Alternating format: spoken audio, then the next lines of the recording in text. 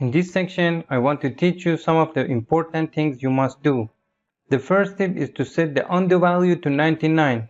When you make a mistake in the program and press Ctrl Z, if the undo number is low, the changes may not go back to the before making the mistake, and you will have to do it again from the beginning. Of course, this option has been deleted in 2021 and 2022 version and is set to 99 by default. If you use the lower version of the program, from the Edit menu and the Preferences section, select the General option. And in the General section, you can specify the levels of undo, which is usually 99 by default. The next option that you must activate it is Autosave option, that you were familiar with it in the previous sessions.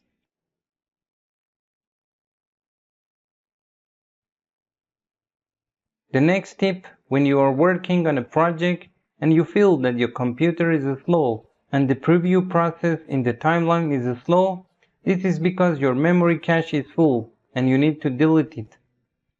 As you can see, I have about 5.7 gigs of this cache, which takes off my hard disk and memory space. You must click OK to free this space from your hard drive.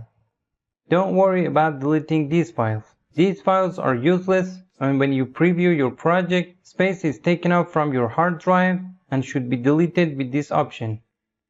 Another way to access this option is to select Media and Disk Cache from the Edit menu and from the Preferences section. In the Maximum Disk Cache section, you can specify the maximum disk cache. Because my drive doesn't have much space, I set it to 21 gigs.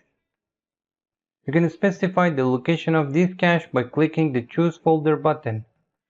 If your C drive doesn't have enough space, you can select another drive like D or E.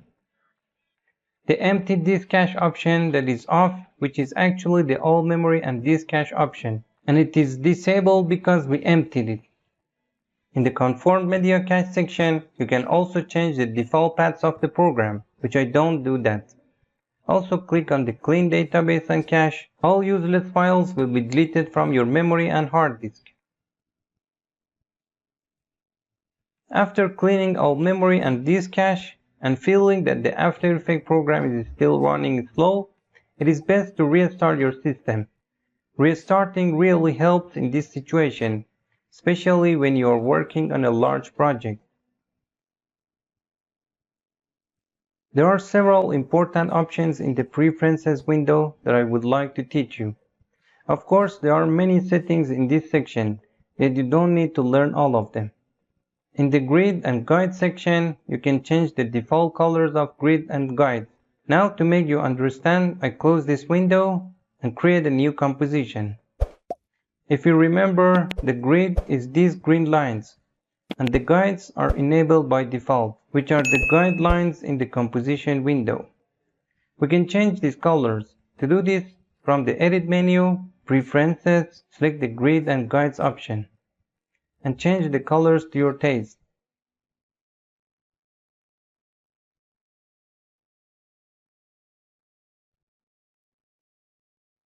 If I click OK, you will see that the colors have changed. The next option is Labels, where you can change the default colors of the layers in the Layers window. I will close this window for you to understand. I import an image into the program and drop it in the Layer section. In the Label section, you can select different colors. For example, I choose red. Now, if I go back to the Label section in the Preferences menu, you can change the name and color of each of these to your liking. For example, I changed the color red. As you can see, this color changed to bright red.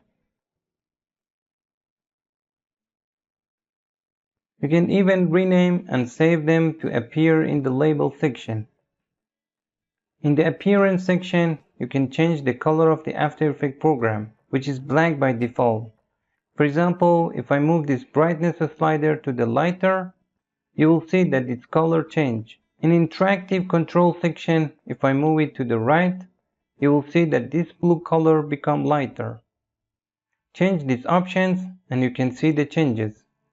If you don't like it, click on the default option to return to the default mode.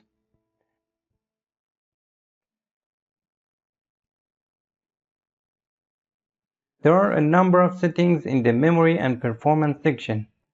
In the memory section, you can specify how much of your RAM will be allocated to After Effects. For example, my system has 8 gigs of RAM, with 6 gigabytes of it will be for the After Effects and 2 gigabytes for other programs such as Illustrator and Photoshop.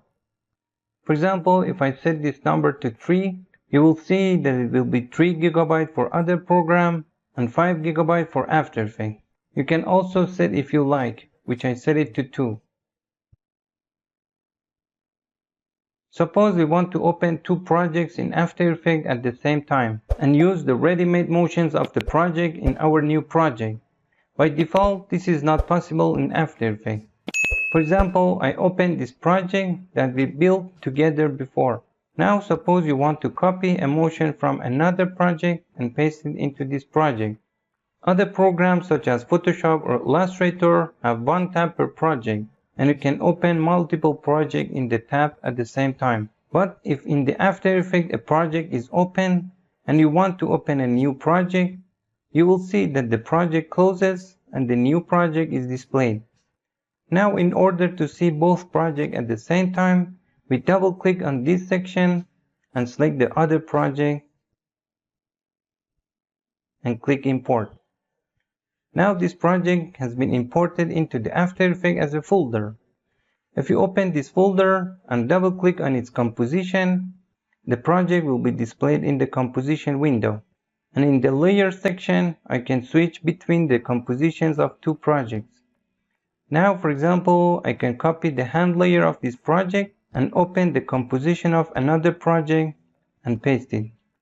So you figured out how to access the composition of 2 projects at the same time and switch between them.